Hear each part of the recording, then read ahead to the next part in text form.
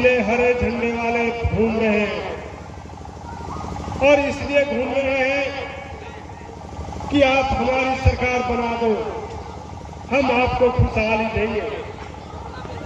लेकिन जैसे ही वोट के टाइम आता है, आप देखे होंगे कि बोरी खोलकर नोट लेकर के गरीबों के पीछे आ जाता है।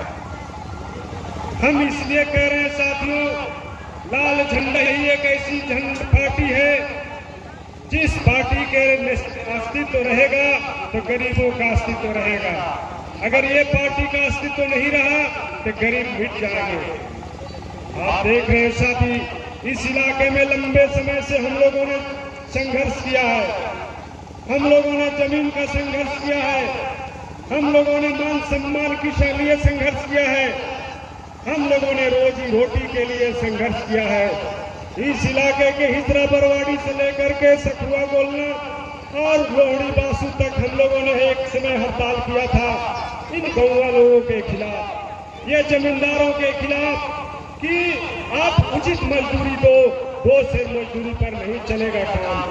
हम लोगों ने उस लड़ाई को जीता था और 2 सेर मजदूरी के बदले हम लोगों ने 3 किलो यानी 6 सेर मजदूरी पर तय करा और इस लड़ाई को जीता। साथियों, इसलिए जरूरी है, हम खेत खलिहानों में काम करने वाले लोग हैं, यहाँ जितने भी लोग हैं वह दूसरे के मजदूरी करते हैं, गौवा के मजदूरी करते हैं, अपना पेट भरण पोषण करते हैं।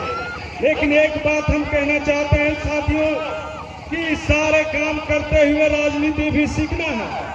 हमें राजनीति भी सीखना है कि हमें कहाँ खड़ा रहना है, हमें शासक वर्गों के पार्टियों के पास खड़ा रहना है या संघर्ष हमारी अस्मिता के लिए करने वालों लोगों के साथ खड़ा रहना है।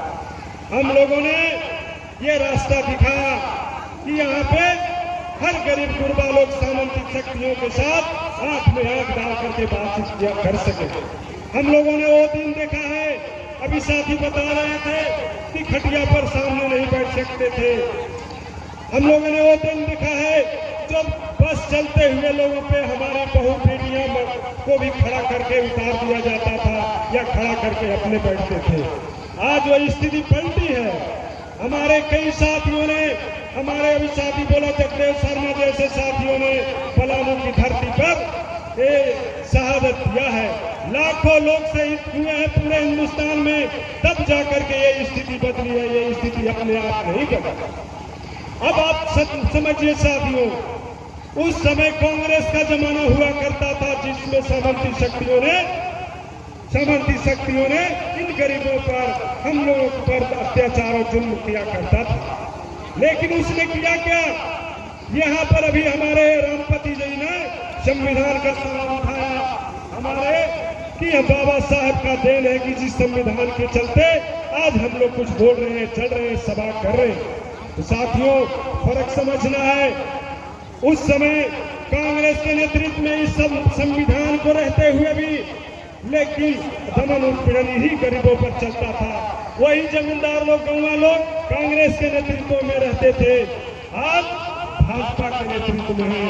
आज जरूरत इस बात का है, भाजपा सीधे तौर पर इस संविधान को खत्म करने की ओर अग्रसर हो रही है।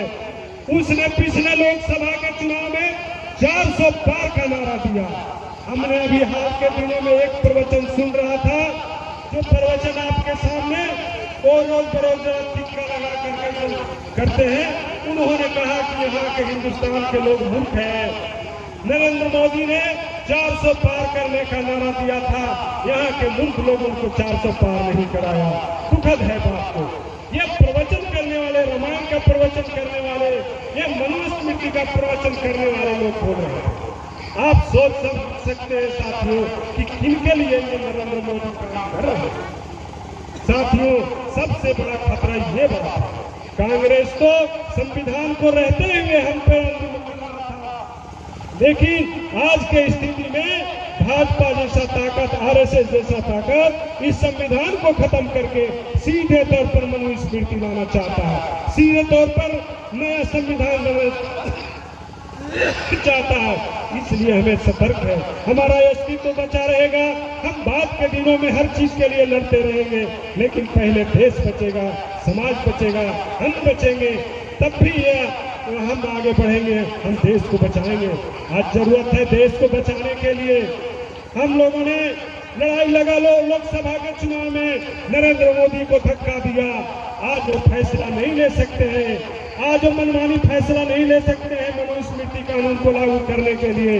आज वो पीछे हटे हैं। उनके कर्जकर्ता इस बात को गांवों गलियों में खूब